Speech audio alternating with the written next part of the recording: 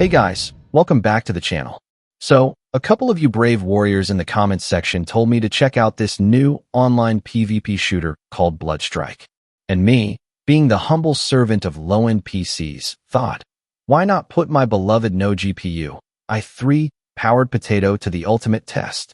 Because if this game can survive on my machine, it can survive anywhere, probably even on a toaster if it's running Windows. So I downloaded it, strapped on my budget headphones, and prepared for war. Spoiler alert, my PC didn't catch fire, so that's already a win. Now let's talk about performance, because I know many of you watch my videos just to see if your laptop can handle the pressure without calling 911.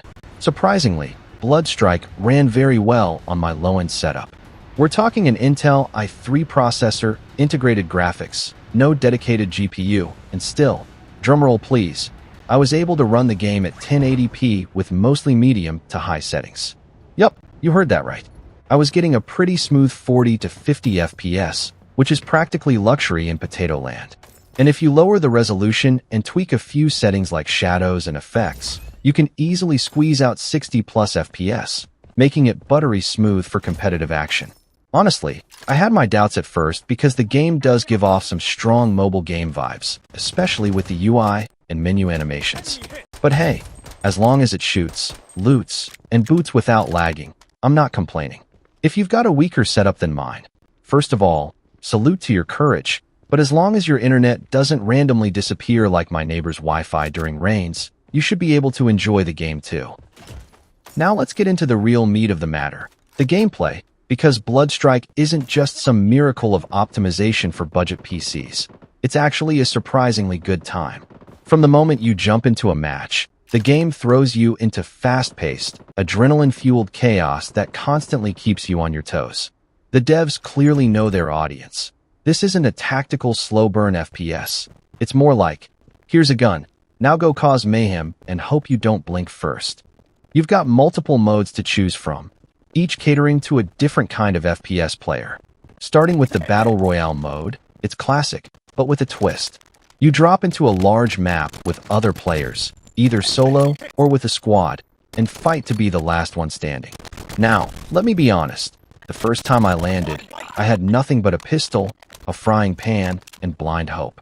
And of course, I landed right next to someone who already had a rocket launcher. But after a few matches, you get the hang of the pacing. The looting system is simple but efficient, and the map design encourages both long-range sniping and close-quarters chaos. It's got that PUBG-like feel, but with smoother controls and faster action. Next up, Squad Fight. This one genuinely surprised me. It's kind of like Valorant and Apex Legends had a budget baby who just wanted to have fun. You team up with a group, randoms, or friends, if you're lucky, and face off in tactical skirmishes. This mode demands a bit more coordination, and when it works, it's glorious. You're holding angles, pushing together, and actually reviving teammates like you're auditioning for an esports team. But when it doesn't work, well, let's just say I had one teammate who spent the whole round staring at a wall. I think he was either lagging or having an existential crisis. Then there's Hot Zone, my personal favorite.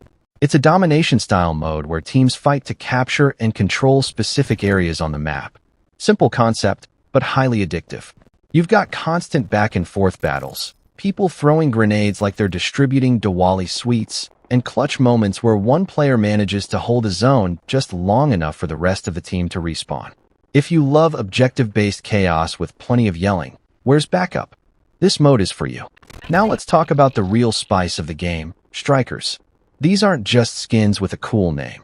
They're unique characters with active and passive abilities that can genuinely change the tide of a match. For example, I played as a striker who could deploy a drone, which didn't bring me pizza, sadly, but it did mark enemies, scout locations, and give me serious Batman vibes. Then I switched to another striker with a shield wall ability, which saved me and my panicking squad mates more than once when we were getting cornered. There's even one striker with a kind of energy dash ability, perfect for those get in, get out sneak attacks. It's like choosing your class in a hero shooter, except it's much faster, simpler, and doesn't make your PC cry. These unique powers actually add a layer of strategy and personalization to what would otherwise be a straightforward FPS. Are you the aggressive running gun type? Pick a striker who heals through kills or gets a speed boost. More into support roles? Choose someone with area scans or shielding. It keeps the gameplay from getting stale and gives you room to experiment. Mechanically, the game feels surprisingly tight and responsive.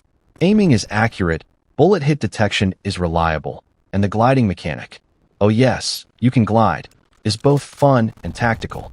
It's like PUBG met Call of Duty, and then they decided to toss in some Apex-style movement for good measure. And this is where the game really impressed me. Despite playing on a low-end PC with no graphics card, nothing felt sluggish or janky. I wasn't fighting my own hardware. I was actually just fighting other players.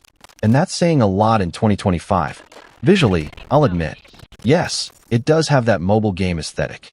The menus are flashy, the icons look like they were designed by someone who really loves gradients, and some of the animations are a little extra. But once you're in-game, it's a different story. The 3D environments are well-crafted, the lighting is solid, and the character models look sharp. No blobs or Minecraft heads here. For something that runs so well on low specs, it looks surprisingly polished. And let's not forget the audio. Guns sound meaty, explosions are loud enough to make your neighbors knock on the wall, and footsteps are clear, which is important because you will get snuck up on. I got jump scared in one match when an enemy dropped behind me silently and whacked me with a melee. So yeah, 10 out of 10 immersion. I also appreciated that each weapon has a distinct sound profile. Makes a big difference when you're trying to judge what your opponent is packing just from audio cues. Now, the only area where the game might lose some points for certain players is the monetization. It's free to play, and we all love that. But the in-game shop is packed with cosmetics, weapon skins, character outfits, flashy animations, you name it. To be fair, none of it gives any competitive edge, it's all purely cosmetic. But you do get bombarded with flashy bundles and limited time offers more often than you'd like. It's like walking through a shopping mall where every store clerk is yelling, special discount. By now, I didn't feel forced to spend, and you can absolutely enjoy the game without paying a rupee. But if you're someone who's weak to shiny samurai armor, beware. To sum it up, Bloodstrike is an impressive little gem for the low-end gaming community. It delivers solid FPS gameplay with multiple exciting modes, intuitive controls, and visually satisfying graphics, without making your laptop cry for mercy. The Striker system gives the game a unique flavor, and the overall gameplay loop is genuinely addictive. Sure, the mobile-style UI and monetization model might be a turn-off for some, but they're far from deal-breakers. I had a blast playing it, even when my teammates ignored objectives and ran around like headless chickens. Whether you're a budget gamer, a fan of Battle Royales, or someone looking for fast-paced fun with a hint of strategy, Bloodstrike is definitely worth checking out. Just bring a stable internet connection, some patience for matchmaking, and maybe a snack. You're going to be here a while. Alright folks, that's it for today's review. I hope this helped you decide whether Bloodstrike deserves a place on your low-end setup. If you liked the video, drop a like, maybe even a sub if you're feeling generous, because my PC needs emotional support and validation. And if you've already played this game, tell me your favorite striker down in the comments. Until next time, keep your FPS high, your temps low, and remember, just because we're gaming on a budget doesn't mean we're not elite. Peace out.